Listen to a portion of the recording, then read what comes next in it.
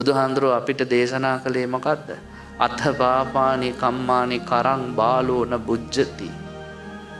මේ ලෝකේ මෝඩයා බාලයා අඥානයා පව්කාරයා පව් කරද්දි ජයට කරනවලු. උන්ට ඒකේ විපාක ගැන කිසිම අවබෝධයක් නැහැ. මේ ගංගොඩේ ඔයත් දැකලා ඇති සත්තු මරණ එක හැමදාම සත්තු මරන. ඌට කවදාවත් හිතෙන්නේ නැහැ මේකේ විපාකේ මට එයි කියලා. බිලිකොක්කට මාළු අමුණන එක හැමදාම බිලිකොක්කට මාළු අමුණනවා. ඌට පණ ගැහෙන මාළුවා දැක්කහම කවදාවත් හිතන්නේ නැහැනේ සසරේ මටත් මේ විදියට පණ ගැහෙන්න වෙයි කියලා. සසර හරි භයානකයි. අපි සරණ ගිය අපේ බුදුහාඳුරන්ට පින්වත්නි සුව කරන්න බැරි ඔළුවේ කැක්කුමක් තිබ්බා.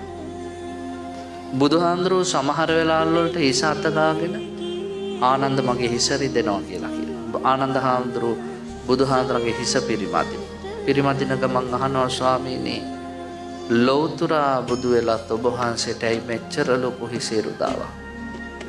ආනන්ද පෙර මාළු අල්ලන ගමක කෙවුලෙක් වෙලා ඉපදිලා ඉඳිද්දි දීවර ගමක දීවරෙක් වෙලා බුදුහාඳුරෝ ඉපදිලා හිටියා.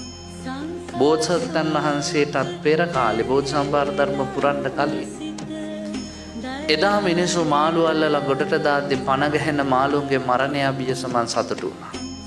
ඔය අදටත් ඉන්නව නේද මිනිස්සු මාළු අල්ලද්දි ගිහින් බලාගෙන ඉන්නවා.